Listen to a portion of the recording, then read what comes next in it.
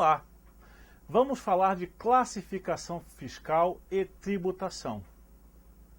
Nos últimos anos, a legislação brasileira implementou uma série de mudanças visando a fiscalização dos tributos, principalmente de tributos federais, que tem grande impacto na atividade das empresas e que, portanto, são merecedoras de uma atenção especial por parte dos seus gestores. Um dos maiores impactos foi a alteração de critérios utilizados pelo fisco federal e estadual para a fiscalização tributária praticada diariamente pela empresa, que passou a ser determinado diretamente sobre a informação dos itens de mercadorias que compõem as atividades, as operações realizadas pelas empresas brasileiras. Esse novo conceito tributário envolve diretamente, está muito calcado na informação da NCM da mercadoria, ou seja, da classificação fiscal utilizada para as mercadorias fabricadas, importadas e comercializadas em território nacional. Então essas mudanças têm efeito tanto nos impostos incidentes na importação dos produtos, como o imposto de importação, o IPI, o PIS, a COFINS, o ICMS, como também na tributação das aquisições realizadas em território nacional pelas empresas brasileiras. E ainda tem que ser considerado o impacto das mudanças sobre a tributação das mercadorias em relação ao recolhimento das mesmas mercadorias no momento da venda delas em território nacional. O objetivo desta sistemática de classificação de mercadorias baseadas no critério de utilização da NCM, ele tem o objetivo de analisar e verificar a descrição completa de mercadorias, considerando o seguinte: a espécie de mercadoria informada na classificação fiscal, a marca comercial, o modelo do produto envolvido nessa classificação, o nome comercial ou científico da mercadoria envolvida no processo de classificação de mercadorias e outros atributos estabelecidos pela Receita Federal do Brasil para enquadrá-las na correta NCM, sob o ponto de vista da legislação brasileira. A descrição das mercadorias e as suas respectivas classificações fiscais são relevantes no sentido de contemplar as normas estabelecidas tanto pelo ente federal quanto pelos entes estaduais, porque serão utilizados esses critérios de classificação, de organização do rol de mercadorias comercializadas e produzidas no Brasil para estabelecer a sua fiscalização, a fiscalização da correta tributação das mercadorias, além do cumprimento das obrigações acessórias advindas da circulação e da produção de tais mercadorias. Quais são os possíveis desdobramentos que a classificação fiscal de mercadoria tem no dia a dia das empresas? Vamos analisar.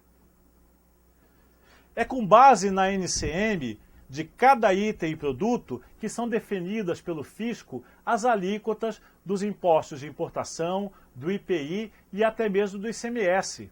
Então, a determinação da carga tributária da mercadoria é muito fortemente calcada na classificação fiscal das mercadorias baseadas no sistema NCM, Nomenclatura Comum do Mercosul.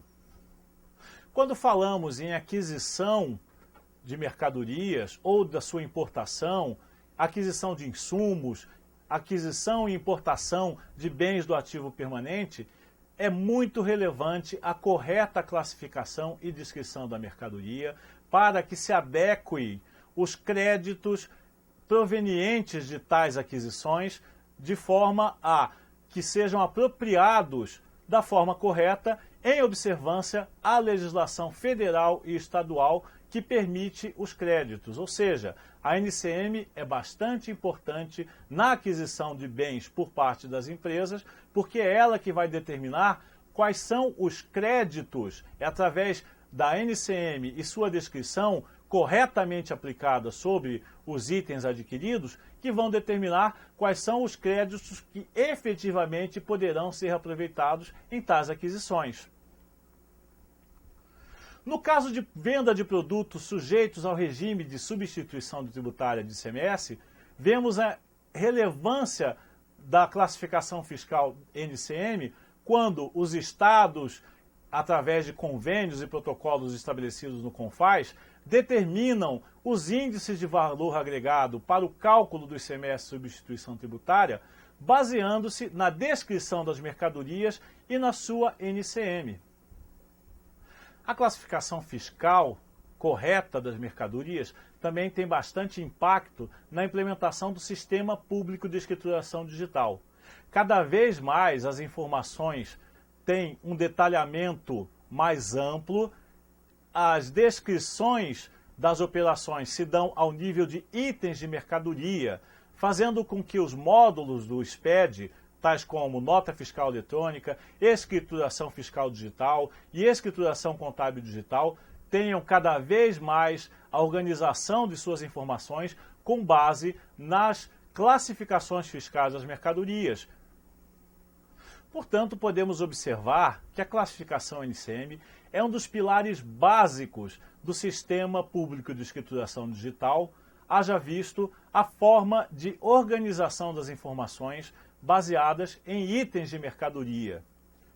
Vejamos, na emissão de nota fiscal eletrônica, assume muita importância a classificação fiscal das mercadorias, pois ela passou a ser item obrigatório de preenchimento em todos os documentos fiscais de notas emitidas por meio eletrônico, por meio digital e armazenadas em arquivos eletrônicos. É através dessas NCMs que são determinados os itens e os quesitos a respeito de implementação de benefícios fiscais, implementação de alíquotas diferenciadas de tributos e uma série de mecanismos para o controle do tributo e da sua incidência. Também na escrituração fiscal digital, seja através do módulo ICMS-IPI ou do módulo PIS/COFINS da EFD, joga muita importância o papel da NCM, da classificação fiscal correta das mercadorias, já que nessas formas de escrituração fiscal é feito o detalhamento da mercadoria item a item, possibilitando ao fisco o cruzamento das informações já existentes prestadas pelo contribuinte por meio eletrônico e as informações a respeito da tributação do IPI, do PIS, da COFINS, do ICMS e do ICMS substituição tributária. Na escrituração fiscal digital, no bloco referente às informações a respeito de controles do ativo permanente, a NCM tem suma importância, pois será detalhado nesse bloco de informações, do chamado ECIAP ou CIAP eletrônico, constante na escrituração fiscal digital ICMS-IPI, as formas de creditamento e controle da tributação dos itens de produtos e mercadorias destinados ao uso como ativo mobilizado das empresas adquirentes. No controle do ativo permanente, sobre os créditos oriundos da aquisição de ativo permanente, créditos de ICMS, é importantíssima a correta classificação e utilização da NCM, já que a legislação acerca da escrituração fiscal digital não permite, para itens do ativo permanente, a utilização de códigos genéricos ou a ausência da NCM nos arquivos informados na escrituração fiscal digital. A validação dos créditos de ICMS oriundos da aquisição do ativo mobilizado é feita na forma mensal e também eletrônica. Mês a mês, a informação a respeito do controle de crédito do ativo permanente figurará na escrituração fiscal digital, descrita item a item, cada item com sua descrição correta e sua classificação fiscal NCM correta, Por isso, é também em relação ao controle do crédito do ativo permanente, no âmbito da escrituração fiscal digital, o controle e a aplicação correta das NCMs e suas descrições. Inclusive, sobre as análises de dos créditos efetuados pela Receita Estadual, pode ser determinante para a não aceitação dos créditos informados em relação às aquisições de ativo permanente na escrituração fiscal digital. Quais são as possíveis penalidades pelo uso incorreto, pela atribuição incorreta das NCMs e das classificações através de suas descrições pelo contribuinte dos tributos federais e estadual? Multa formal de 1% sobre o valor aduaneiro da mercadoria não inferior ao valor de R$ 500. Falta de recolhimento, recolhimento incorreto, falta da declaração ou declaração inexata acerca dos tributos federais pode ocasionar 75% de multa sobre o valor total ou sobre a diferença constatada no recolhimento do IPI, do PIS e da COFINS. Outra penalidade possível na inexatidão das informações oriundas da classificação fiscal. Multa de 150% do valor do imposto que deixou de ser destacado ou recolhido, quando se tratar de infração qualificada. Perdimento da mercadoria, conforme previsto no artigo 597 do Regulamento do IPI 2010. Ou seja, mercadoria pode ser considerada apreendida, perdida pelo seu adquirente ou importador, caso não seja observada a correta classificação fiscal no âmbito do regulamento do IPI. Cassação de regimes especiais ou controles especiais estabelecidos em benefício de determinados contribuintes podem também ser prejudicados pela incorreta utilização da classificação fiscal dos produtos envolvidos nas operações.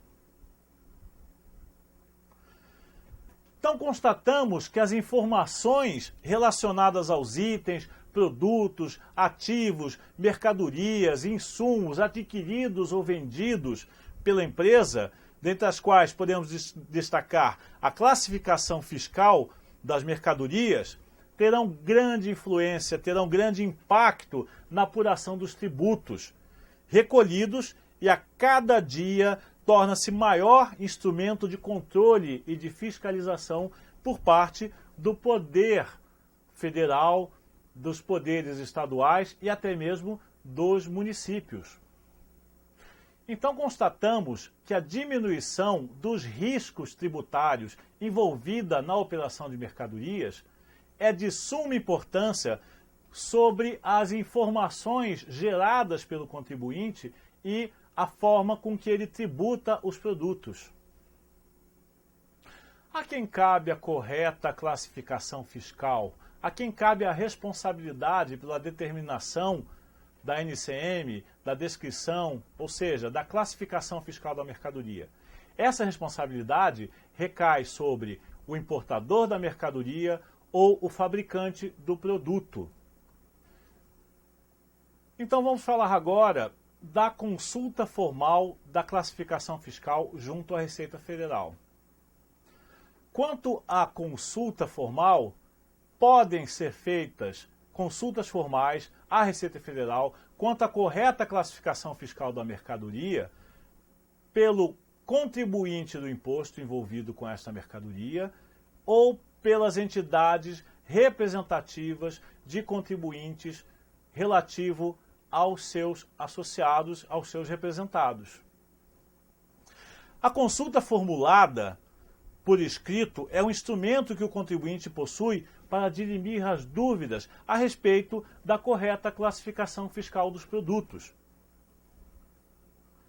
A consulta não poderá referir-se a mais de 3 produtos em cada uma das consultas, portanto, o máximo de produtos admitidos simultaneamente numa mesma consulta é limitado a 3 produtos, 3 itens de produto ou de mercadoria poderão ser objeto de uma mesma consulta, não mais que isso.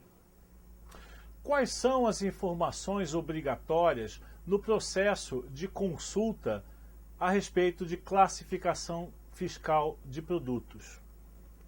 É necessário que o consulente informe o nome vulgar, comercial, científico e técnico do produto, a marca registrada, o modelo, tipo e fabricante, função principal e função secundária do produto, princípio e descrição resumida do seu funcionamento, aplicação, uso ou emprego, incluindo a configuração de uso ou montagem e instalação, se for o caso, a forma de acoplamento de motor a máquina ou aparelhos, quando se tratarem de máquinas ou aparelhos, as dimensões e peso líquido do produto, o peso molecular, ponto de fusão e densidade dos produtos do capítulo 39 da TIP e da NCM, que trata de plástico e de suas obras.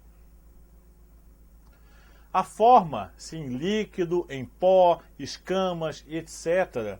E a apresentação, tambores, caixas, tamboretes, com volume, indicando quais volumes estão acondicionando o tal produto.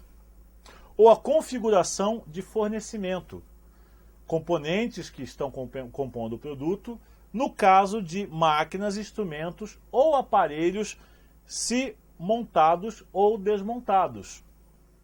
No processo de consulta aos produtos, também é obrigatória a informação a respeito dos seguintes itens: matéria ou materiais de que é constituída a mercadoria e suas porcentagens em peso ou em volume, o processo industrial detalhado de obtenção do produto, a classificação adotada e a classificação pretendida com os correspondentes critérios utilizados. Então observem que, ao formular a consulta junto à Receita Federal, a empresa ou a entidade responsável pela consulta já atribui aquela classificação fiscal e a descrição do produto que julgar mais adequada para a sua correta classificação. Desta forma, caberá à entidade da Receita Federal responsável pela análise do processo apontar se está correta a classificação pretendida ou que já esteja em utilização pelo consulente ou pelos representados na consulta, no caso de entidades representativas de classe. Catálogo técnico, bulas, literaturas, fotografias, plantas ou desenhos que caracterizem o produto e outras informações ou esclarecimentos necessários à correta identificação técnica do produto, sua operação e funcionamento, sua montagem, instalação, quando for o caso, também serão informadas no âmbito da consulta junto à Receita Federal quanto à classificação fiscal do produto. Conforme o caso, ainda deverão ser apresentadas as seguintes informações complementares. Para produtos da indústria química e indústrias conexas, a composição qualitativa e quantitativa do produto. Para a fórmula química bruta e estrutural, o componente ativo e sua função. No caso de bebidas, deverão ser apresentadas as graduações alcoólicas de tais bebidas. Quando a legislação prevê necessidade de autorização para a fabricação, comercialização ou importação do produto, deverá ser apresentada a cópia de autorização ou do registro do produto, ou do documento equivalente. Quando for necessário a utilização de termos em inglês para a correta identificação técnica do produto, constante em catálogos, em bulas ou em literaturas, deverão ser apresentados os textos em língua inglesa, assim como sua tradução para o nosso idioma nacional. Regra geral determina que não deverão ser anexadas as amostras de produtos. Se houver necessidade de análise de amostras, a autoridade competente para a solução da consulta vai fazer a requisição de tais amostras. Então, não se faz, regra geral, a anexação de amostras do produto, somente se for solicitado pelo órgão da Receita Federal responsável por dar a solução de consulta. As amostras de produtos líquidos, inflamáveis, explosivos, corrosivos, combustíveis e produtos químicos em geral não serão anexadas ao processo, serão entregues no laboratório indicado pela autoridade solicitante. A consulente poderá ainda oferecer outras informações ou elementos que melhor esclareçam o objeto da consulta ou que facilitem a sua apresentação. Quem pode formular a consulta? O sujeito passivo de obrigação tributária principal ou acessória, ou seja, a pessoa jurídica responsável pelo recolhimento de tributo ou pelo cumprimento de obrigação acessória, e também as entidades representativas de categoria econômica ou profissional são pessoas capazes de efetuar consulta formal à Receita Federal para o intuito de determinar a correta classificação fiscal das mercadorias. Pessoas jurídicas que possuam mais de um estabelecimento deverão formular a consulta através do estabelecimento matriz. E os resultados da consulta alcançarão todos os estabelecimentos da empresa.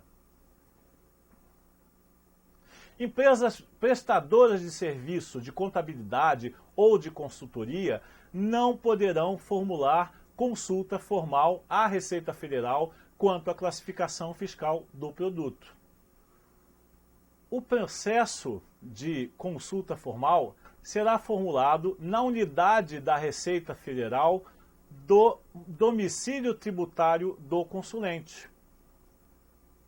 Quem tem competência para apresentar as soluções de consulta formal a respeito de classificação fiscal de produtos?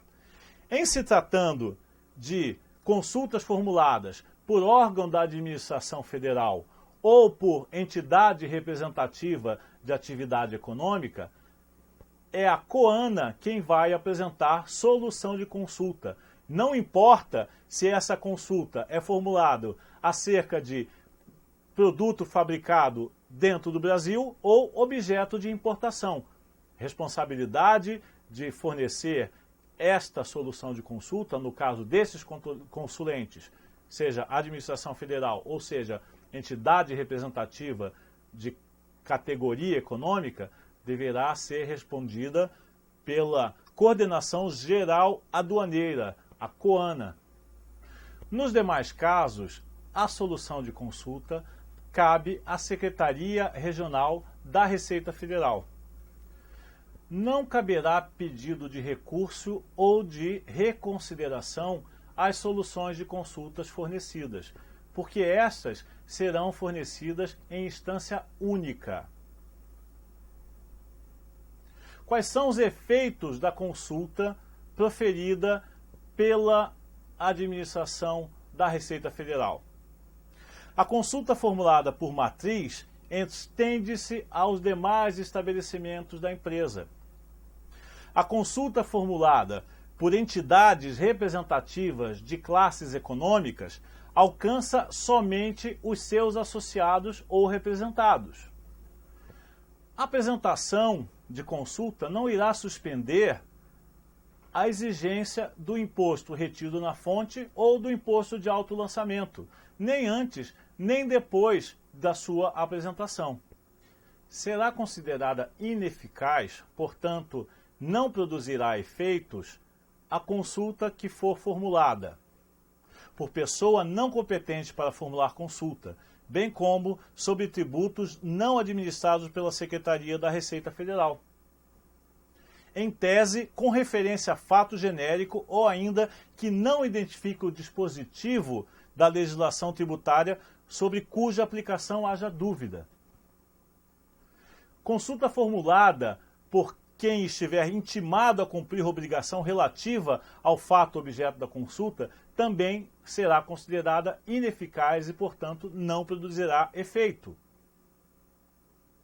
Consulta formulada sobre fato objeto de litígio de que o consulente faça parte, pendente de decisão definitiva nas esferas administrativa ou judicial, também será considerada ineficaz.